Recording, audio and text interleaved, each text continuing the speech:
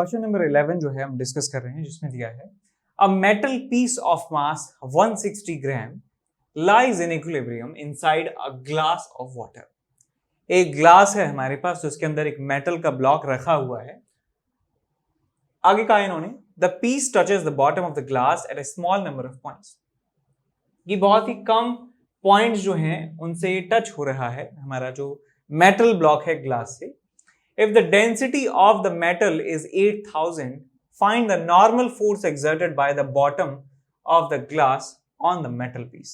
तो metal piece के ऊपर जो लगने वाला नॉर्मल है ग्लास की वजह से, वो आपको कैलकुलेट करना है। तो यहां देखिए बेटा, यहां जो है पानी भरा हुआ है और ये मेटल ब्लॉक जो है यहाँ पे इक्विलिब्रियम में है। तो मेटल ब्लॉक का फ्री बॉडी डायग्राम बनाते हैं। तो मेटल ब्लॉक का खुद का ग्रेविटेशनल फोर्स जो है mg लग रहा होगा, एक नॉर्मल रिएक्शन लग रहा होगा ग्लास के बॉटम की वजह से, और एक बायंसी फोर्स जो है लग रहा होगा Fb के बराबर। तो यहाँ पे मैं इक्विलिब्रियम जो है एस्टेब्लिश कर सकता हूँ, कंडीशन लगा सकता हूँ कि अपवर्ड डायरेक्शन में जितने भी फोर्सेस हैं is equal to downward direction में जितने भी फोर्सेस हैं। तो यहां से आप लिख सकते हैं Fb plus n is equal to mg, आप ये लिख सकते हैं। बायंसी फोर्स का फॉर्मूला होता है density of liquid which is 10⁻³ into volume submerged. अब इस पार्ट का वॉल्यूम आपको निकालना है, मेटल का वॉल्यूम पूरा जितना भी है, तो मैं लिख सकता हूं मास अपॉन डेंसिटी के बराबर। वॉल्यूम होता है मास होता है density into volume. So volume की वैल्यू आपको मिल जाएगी मास अपॉन डेंसिटी। तो इसका मास कितना है बेटा, आपके पास है 0.16 के बराबर, 0.16 डिवाइडेड बाय इसका डेंसिटी जो है वो कितना है 8000 के बराबर। तो ये आपके पास मिल गया volume of this block into G. ये बायंसी फोर्स हो गया। नॉर्मल की वैल्यू मुझे नहीं पता है, जी की value is equals to mg। Mass कितना है 0.16 इनटू जी की वैल्यू कितनी है 10 के बराबर। अब ये जो पूरा रिलेशन जो है आपको सॉल्व करना है, नॉर्मल की वैल्यू निकालनी है। तो यहां से 1 2 3 कैंसिल आउट हो गए। यहां मिला है आपको 1.6/8 plus normal is equals to 1.6। ये कितना हो जाएगा 0.2, और 0.2 को इधर ले जाएंगे तो आपको मिल जाएगा normal n is equals to 1.6 minus 0.2 is equals to 1.4 newton के बराबर। तो इतना नॉर्मल रिएक्शन आपको मिलेगा इस ब्लॉक के ऊपर due to the surface of the glass. Hello my dear students, I am Neeraj Kumar Chaudhary your physics teacher. बच्चों, एक बहुत ही बेहतरीन इन्फॉर्मेशन देनी है मुझे आपको। 15 सितंबर से, ठीक है, जेई मेंस और एडवांस के लिए 2022 को टारगेट बना के एक एक्सेल बैच स्टार्ट किया जा रहा है ड्रॉपर्स के लिए, जो कि बिल्कुल नया बैच है, एकदम फ्रेश। ठीक है, पूरा सिलेबस इसमें आपको कराया जाएगा और थोड़ा फास्ट पेस पे रहेगा ये, ठीक है ना।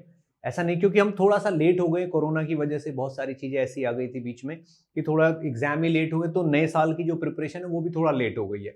लेकिन हम ये मान के चल रहे हैं कि अगले साल की जो एग्जाम्स के स्केड्यूल है वो ज्यादा लेट नहीं होंगे। तो हमें बहुत बेहतरीन तरीके से एकदम कॉम्पैक्ट फॉर्म में हर टॉपिक को कवर करते हुए एक ऐसा बैच जरूर लेके आना था। तो ये वही बैच है।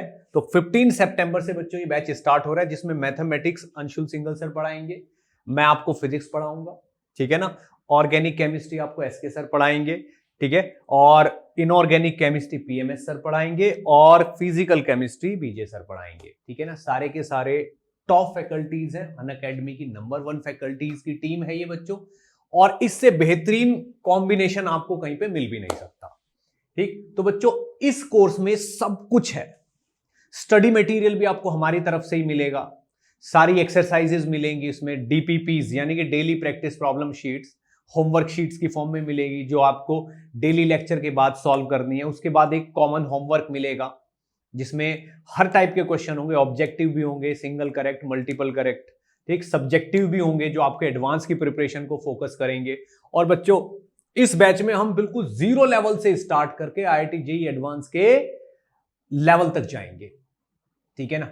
ऐसा बिल्कुल, और कोई भी प्रीरिक्विजिट नहीं है। अगर आपको बहुत कम नॉलेज है, आपने अच्छे से नहीं पढ़ाई कर रखी, तो भी आप इस बैच पे ट्रस्ट कर सकते हो, इससे स्टार्टिंग अपनी कर सकते हो, ठीक है बच्चों, बिल्कुल सेम कॉन्सेप्ट है। इसमें हर 3 लेक्चर के बाद चौथा लेक्चर आपको डाउट्स के लिए दिया जाएगा, यानी कि 25% ऑफ द टाइम आपको डाउट क्लियरिंग के लिए दिया जाएगा, आपको कोई डाउट नहीं बचेगा।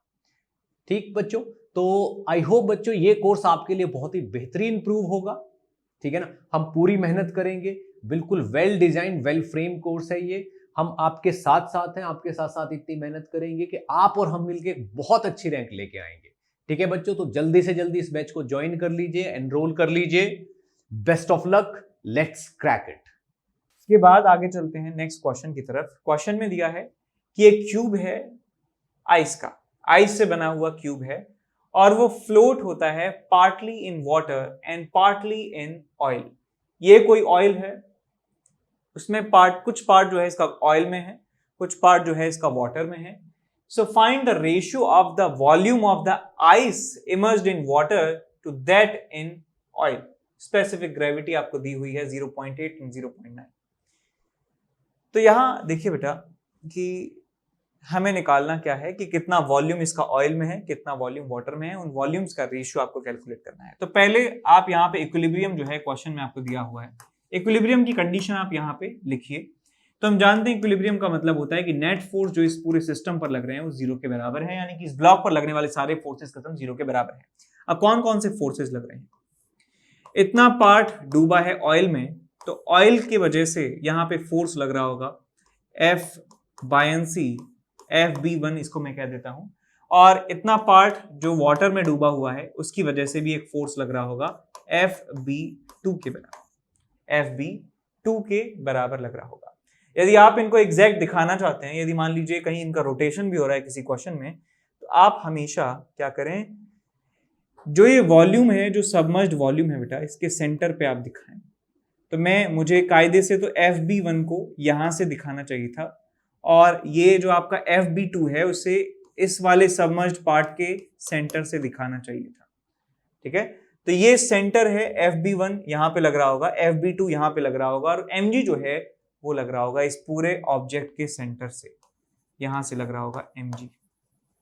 ठीक है, ये जो एग्जैक्ट लोकेशन है फोर्स की तब काम आती है जब रोटेशन कहीं हो रहा होता है, टॉर्क वगैरह की बातें होती हैं, ये ऑब्जेक्ट यदि रोटेट हो रहा होता है पानी में तब बात करते हैं, अभी इसकी जरूरत नहीं है, कहीं भी लगा दीजिए।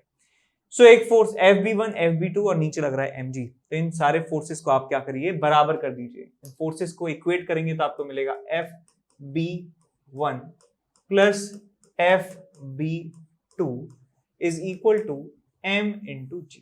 चलिए यहां देखते हैं density of liquid. Density of liquid जो है, आप वाटर में डूबा हुआ है तो 1000 जो है मैं डेंसिटी लिख सकता हूं। Volume submerged in oil, oil में कितना वॉल्यूम सबमर्ज्ड है मुझे नहीं पता, मैं V1 इसको कह देता हूं, इनटू G, G की वैल्यू कितनी है 10 के बराबर, plus density of liquid into कितना वॉल्यूम सबमर्ज्ड है that is V2 into G is equals to mg।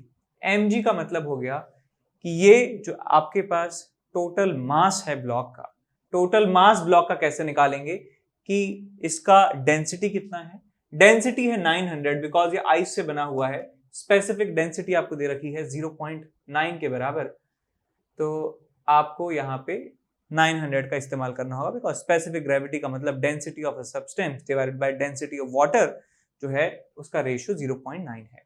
तो आपको मिल जाएगा बेटा कि 900 आइस का जो है डेंसिटी है इनटू ये हुआ डेंसिटी इनटू वॉल्यूम कितना है V1 plus V2, total volume इस ब्लॉक का कितना है V1 plus V2 into G।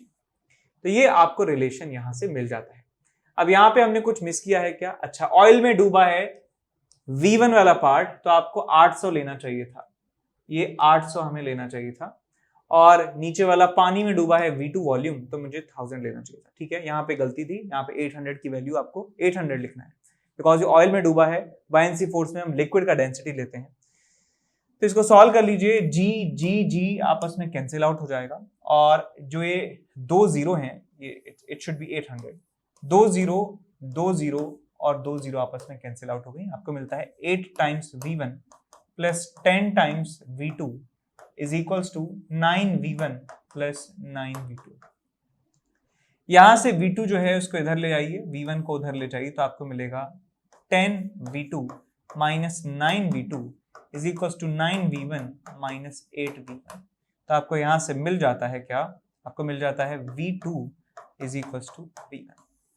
इसका मतलब जो रेशियो आपको मिलने वाला है v1 bye v2 is equal to 1, यानी कि एक जितना पार्ट इसका ऑयल में डूबा हुआ है उतना ही पार्ट इसका वाटर में डूबा हुआ है। दोनों की जो वॉल्यूम्स का रेशियो है दैट इज 1:1। ठीक है, कर लेंगे। आगे चलते हैं नेक्स्ट सवाल की तरफ। नेक्स्ट सवाल में आपको दिया है कि एक क्यूबिकल ब्लॉक है जो लकड़ी का बना है और वो 200 ग्राम का उसका मास है। Has a lead piece fasten, fasten का मतलब है कि बांध दिया है, फास्टन का मतलब बांध दिया है, अंडरनीथ दिस ब्लॉक। तो यहां पे जो है वुड का एक ब्लॉक है हमारे पास, वुड, और इसके नीचे जो है एक हमने लेड का पीस जो है बांध दिया है, लेड, और इसका मास जो है, इसका मास है 200 ग्राम, यानी कि 0.2 kg लिख सकता हूं। और इसका मास हमें नहीं पता है, मैं मान लेता हूं m kg के बराबर है। तो आपको लेड पीस का मास निकालना है, ये मास आपको कैलकुलेट करना है, which will just allow the block to float in water, जिससे ये जस्ट इसको फ्लोट कराने में मदद करे, कि बस ये डूबने वाला है, बस ये तैर रहा है, एकदम अंत एंड मोमेंट है इसका, एंड गेम में चल रहा है बेचारा, ये बस डूब जाएगा और ज्यादा लेड आपने लगा दिया तो ये सिचुएशन है। इसका मतलब कह सकता हूं कि ये फुली सबमर्ज्ड है और इक्विलिब्रियम में है, फुली सबमर्ज्ड है और इक्विलिब्रियम में है। तो यहाँ पे इक्विलिब्रियम की जो है कंडीशन आपको यहाँ पे इस्तेमाल करनी होगी। इक्विलिब्रियम की कंडीशन का मतलब कि वुड का जो ग्रेविटी, जो आपका बायंसी फोर्स है Fb1 और लेड का जो बायंसी फोर्स है Fb2 और नीचे जो है ग्रेविटेशनल फोर्स लग रहा है mg के बराबर, इन सारे फोर्सेस को आप इक्वेट कर दीजिए। तो आपको यहां से मिलेगा Fb1 plus Fb2 is equal to mg। तो बायंसी फोर्स की बात करें, बायंसी फोर्स का फॉर्मूला होता है डेंसिटी ऑफ लिक्विड जिसमें वो डूबा हुआ है, इनटू वॉल्यूम सबमर्ज, कितना वॉल्यूम उस लिक्विड में डूबा है, into g, acceleration due to gravity. So यहाँ पे बायंसी फोर्स लिखूंगा वुड के लिए, तो वुड डूबा किस में है, वुड डूबा किस में है, वाटर है, वाटर। सो 1000 इनटू वॉल्यूम सबमर्ज्ड, कितना वॉल्यूम सबमर्ज्ड है। अब हमें बेटा मास पता है, हमें डेंसिटी पता है वुड की, तो हम यहां से निकाल सकते हैं कितना वॉल्यूम है। तो वुड की डेंसिटी बेटा 800 आपको दी है, 800 किलोग्राम पर मीटर क्यूब। 0.8 स्पेसिफिक ग्रेविटी का मतलब है कि यदि ही इसका मतलब है 800, 100 से 1000 से मल्टीप्लाई कर दीजिए स्पेसिफिक ग्रेविटी को, तो आपको मिल जाती है डेंसिटी इन किलोग्राम पर metre cube. Into volume, volume को लिख सकता हूं mass upon density 0.2 divided by 800 into g, plus इसका डेंसिटी किस लिक्विड में डूबा है, वाटर में, इनटू वॉल्यूम कितना है, वॉल्यूम को मैं लिख सकता हूं mass upon density, mass m divided by density कितना है इसका 11300, ये इसका डेंसिटी है बेटा, और इज इक्वल्स टू mg आपको मिल जाएगा। mg का मतलब टोटल मास, टोटल का मास मतलब 0.2 plus m into g which is 10, और यहाँ पे भी 10 आएगा, ठीक है। तो आप यहाँ पे क्या करिए, आप इसको सॉल्व करिए, थोड़ा सा सॉल्व करेंगे इसको। 1 2 1 2 कैंसिल आउट हो गए, 2 इंटू 10 20 यहाँ पे मिलेगा, प्लस 1 2 और 1 2, तो आपको यहाँ पे मिलता है 100 डिवाइडेड बाय 113 इंटू एम। 10 से मल्टीप्लाई करेंगे तो आपको मिलेगा 2 प्लस 10 इंटू एम।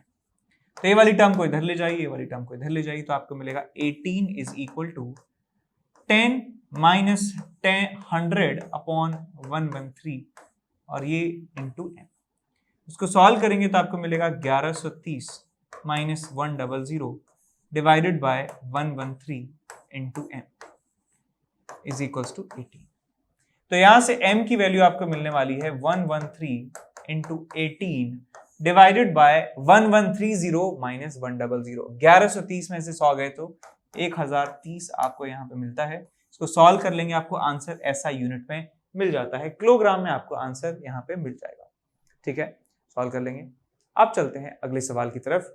अगले सवाल में आपको क्वेश्चन दिया है, अगले सवाल में क्वेश्चन है solid sphere of radius 5 centimetre. Solid sphere का रेडियस है 5 सेंटीमीटर, वो वाटर में तैरता है। Okay, if a maximum load of 0.1 kg can be put on it without waiting the load, find the specific gravity of the material of the sphere. तो situation क्या है कि हमारे पास एक स्फीयर है जो फ्लोट करता है। फ्लोट, इस सेंटेंस का मतलब क्या है कि स्फीयर की जो डेंसिटी है वो हमारे लिक्विड की डेंसिटी से कम है, इसलिए ये तैर रहा है और कोई इससे जानकारी हमें नहीं मिलती है। अब इसके ऊपर हम एक लोड रख देते हैं, इसके ऊपर हम एक लोड रख सकते हैं 0.1 kg का मैक्सिमम, जिससे क्या होता है कि ये गीला नहीं होता है। गीला नहीं होता है इसका मतलब कि पानी जो है यहां तक भर चुका है, बिकॉज मैक्सिमम लोड की बात करी गई है। इसका मतलब हमारा जो स्फीयर है बेटा, वो स्फीयर पूरा डूब चुका है। इससे ज्यादा यदि हम लोड कर देंगे तो स्फीयर और नीचे चला जाएगा और लोड जो है वो भीग जाएगा थोड़ा सा। तो इसका मतलब समझ गए कि कंप्लीटली सबमर्ज्ड है हमारा स्फीयर और इक्विलिब्रियम में है, फ्लोट हो रहा है। इसका मतलब इक्विलिब्रियम जो है यहाँ पे हो रहा है। तो इक्विलिब्रियम है तो मैं यहाँ पे क्या कर सकता हूँ, बैलेंस कर सकता हूँ सारे फोर्सेस। इस स्फीयर के ऊपर जो है वाटर की वजह से एक बायंसी फोर्स लगेगा और इस पूरे सिस्टम का जो ग्रेविटेशनल वेट है mg, टोटल m इंटू जी के बराबर फोर्स लग रहा होगा नीचे की तरफ। तो ये जो दोनों फोर्सेस हैं आप इनको इक्वेट कर सकते हैं कि बायंसी फोर्स जो इस पूरे सिस्टम पर लग रहा है is equals to total mass जो है, total mass of sphere plus this block into G. Buoyancy force कैसे निकालें कि density of liquid, density of liquid जो है वो यहां पे लिख दिया मैंने 1000, वाटर की बात कर रहे हैं 1000 मैंने लिख दिया डेंसिटी, इनटू वॉल्यूम। सिर्फ स्फीयर जो है अंदर है, डूबा हुआ है, तो स्फीयर का जो वॉल्यूम है वही वॉल्यूम आपको यहां लिखना है 4/3 पाई इंटू 5/100 का क्यूब। ये आपके पास है बायंसी फोर्स इंटू जी, ये बायंसी फोर्स है, is equals to total mass कितना है। टोटल मास की बात करें तो सॉलिड स्फीयर की डेंसिटी बेटा हमें पता नहीं है, तो सॉलिड स्फीयर की डेंसिटी रो लिख ली, इनटू वॉल्यूम कितना है आपके पास 4/3 पाई आर क्यूब और प्लस इनटू जी, प्लस छोटू मास कितना है 0.1 इनटू जी। अब ये जो आपके पास रिलेशन है इसे करना है आपको सॉल्व और आपको डेंसिटी की वैल्यू निकालनी है। तो ये आपके पास जी जो है हर जगह से कैंसिल आउट हो जाएगा। यहां आपको मिलता है 10⁻³ into 4/3 into pi into 125 divided by 10⁻6 minus 0.1, और ये किसके बराबर है, ये इसके बराबर है, दैट इज रो इंटू, रो को हटा दीजिए, नीचे डिवाइड कर दीजिए इसको 4/3 पाई इंटू 125 डिवाइडेड बाय 10⁻6। तो ये एक्सप्रेशन जो है आपको सॉल्व करना है और आपको डेंसिटी की वैल्यू किलोग्राम पर मीटर क्यूब में मिल जाएगी। और आपको निकालना है यदि स्पेसिफिक ग्रेविटी, तो स्पेसिफिक ग्रेविटी का फॉर्मूला आप लगा सकते हैं।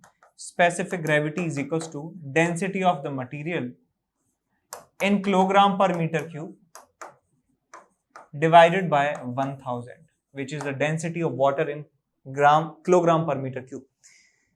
तो यदि आप किलोग्राम पर मीटर क्यूब में डेंसिटी में लिखेंगे यहाँ पे तो आपको 1000 से डिवाइड करना होगा, और आप यदि ग्राम पर मीटर क्यूब में लिख रहे हैं तो आपको 1 से डिवाइड करना होगा, तो आपकी स्पेसिफिक ग्रेविटी आपको मिल जाएगी। तो यहाँ से जो आंसर आएगा उसको आप डिवाइड कर देंगे 1000 से, तो आपको मिल जाएगी specific gravity of this sphere. ठीक, अब चलते हैं अगले सवाल की तरफ। क्वेश्चन नंबर 28 जो है हम डिस्कस कर रहे हैं, जिसमें दिया है water flows through a horizontal tube of variable cross sections. Okay, excuse me,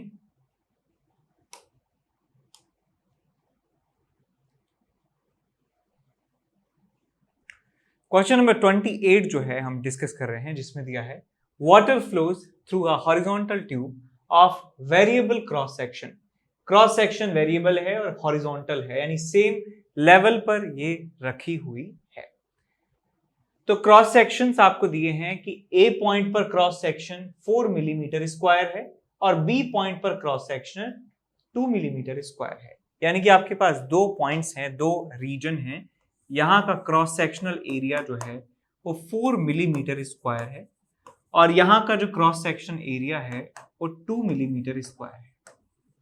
अब आगे कहा इन्होंने इफ 1 cc का मतलब है 1 centimetre cube 1 millilitre of water enters पर सेकेंड थ्रू ए पॉइंट से जो पानी का फ्लो रेट है, इसको वॉल्यूम फ्लो रेट भी कहा जाता है, इसे कहते हैं डी वॉल्यूम बाय dt, और यह आपको दिया हुआ है 1 सेंटीमीटर क्यूब पर सेकेंड के बराबर।